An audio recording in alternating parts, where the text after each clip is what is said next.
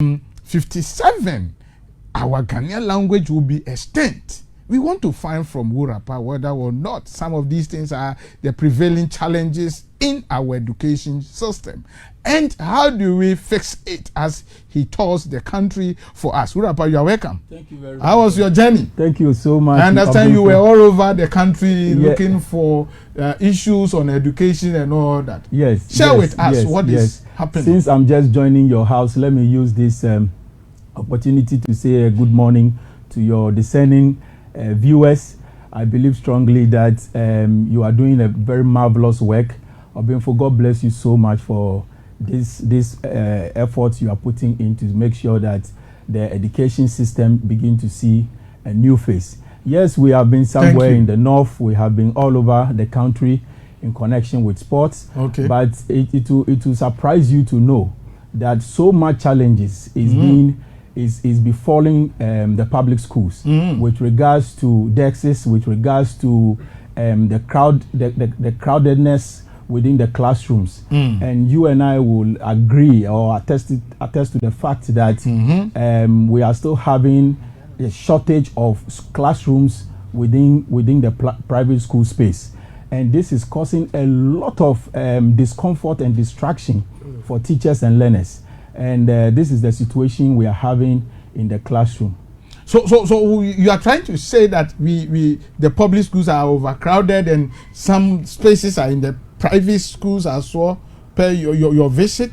Oh yes, I mean when you look at the public school, unfortunately they just cannot meet the demand that is upon them. When you take some district, there are some districts that you can just have about 2 or even 1 public school. And when you enter the school and you see the number of children in the class, sometimes 120 children in a class with just a teacher. One teacher handling them.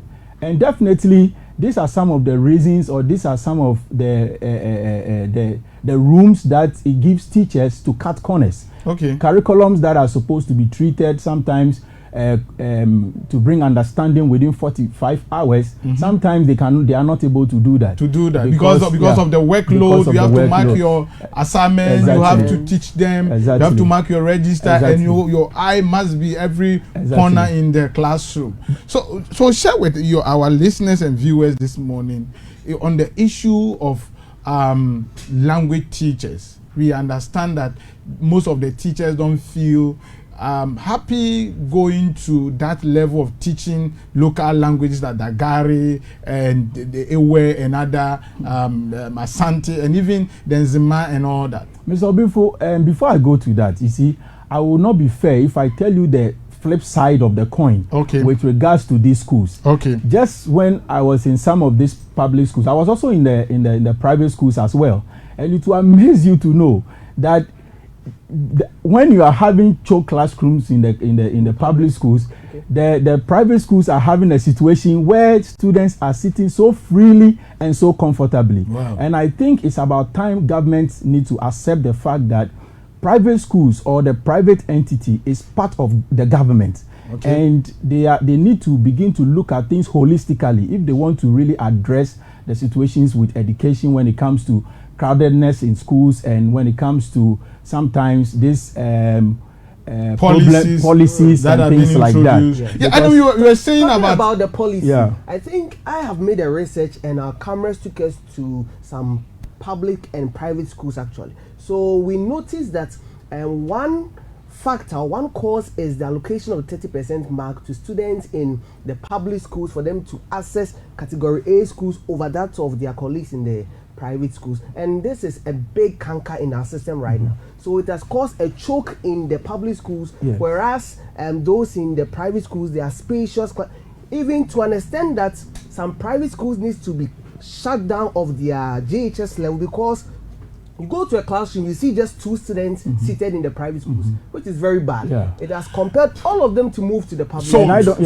So we have a documentary on that. Yes. And by the end of the month, we will air a bit of that documentary about issues, the effect of the 30% allocation of the category A schools to the public schools to the detriment of the students or children, legitimate students in the private schools. But we are talking about the issues about infrastructure. Yes.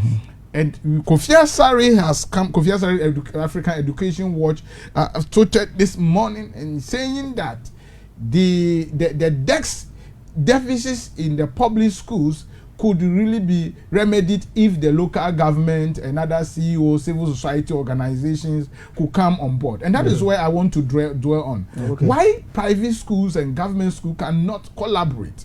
But because we know some of the private schools do always change their dexes every now and then, and sometimes even storage becomes very difficult. Some they turn into firewood and all that.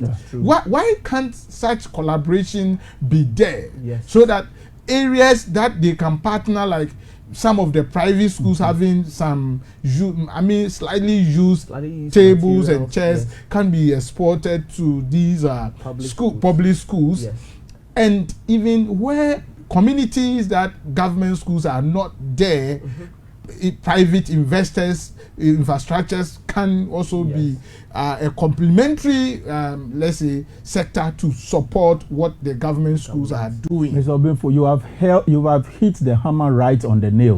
That is exactly what we are all praying for, because there are private schools that even have infrastructures like schools that today are empty.